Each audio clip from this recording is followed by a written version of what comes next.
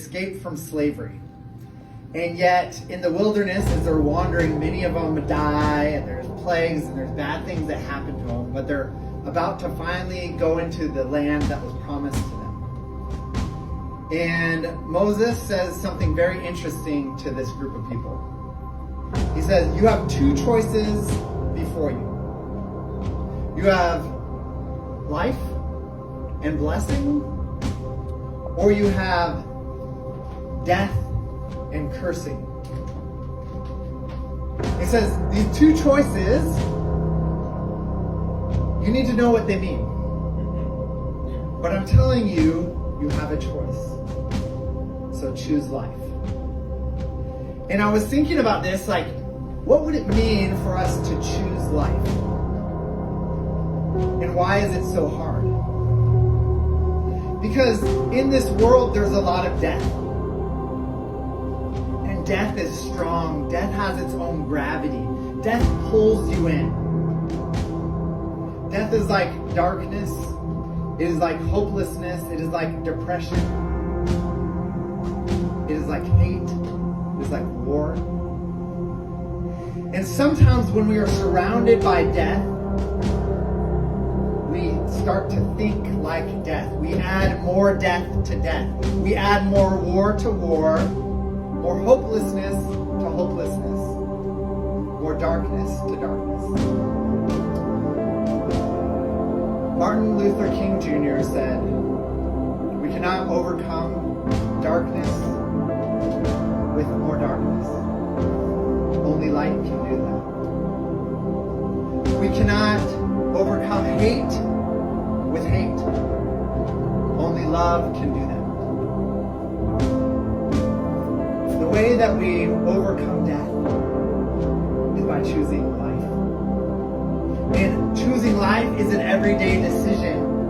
To say, I'm not going to be controlled by everything else that is happening around me. But today I'm going to choose life. So I was thinking, how do we choose life? And there's another verse in the Bible, and it says, the power of life and death is in the tongue. The power of life and death is in the tongue. There is something about the words that we speak that can kill, that can create more death, or that can create life. Life begets life. Life brings out more life. And if there's something inside of us, if we choose life, then we begin to speak life to ourselves and to those around us. But it's so easy to speak death. Right? How often do we put ourselves down and say these things? You're so stupid. What an idiot. You always do that. And we just speak death into our lives. How often do we speak death into the lives of others? What would happen if we chose life? What would happen if we began to speak life into our own self? Some people call this manifesting, right? It's like you have an image of what could be and you speak because there's power and life in our words.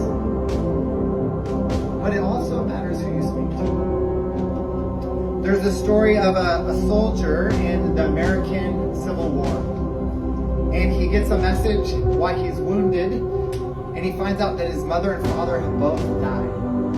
And he has some brothers and sisters with no one to take care of them. So he has to get permission to get out of the army so he can go take care of his siblings. And so he goes to the office, and it's the middle of the war, and they say, I'm sorry, we can't release you. The only way for you to get released is to get a pardon or a release form signed by the president himself, Abraham Lincoln. And so he goes, and he is just sitting outside, and he's crying. He doesn't know what to do. How is he going to take care of his siblings? And there's this little boy that's nearby, and he comes, he says, why are you crying? And he explains the story, and he says, come with me. And the boy takes him in, and he starts walking towards the White House, and the guards move aside. And they let this little boy and the soldier in. At each step, where there's security, they just let the boy and the soldier in. And then he comes in, he says, "Hi, Dad. Let me introduce you to the soldier. You need to talk to him. There's something you need to do." There's something about talking to the right person that helps you to live this life. It's not just about speaking life, it's about talking to that right person. So my message for all of you is, when you have a choice between life and death, between cursing and blessing,